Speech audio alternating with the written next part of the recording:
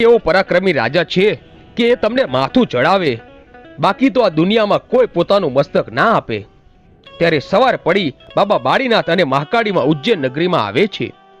ત્યારે સવારે વિક્રમ રાજા પોતાની ગાદીએ આવીને બેઠા અને બોલ્યા, કોઈનો ન્યાય, કોઈનો ગુનો?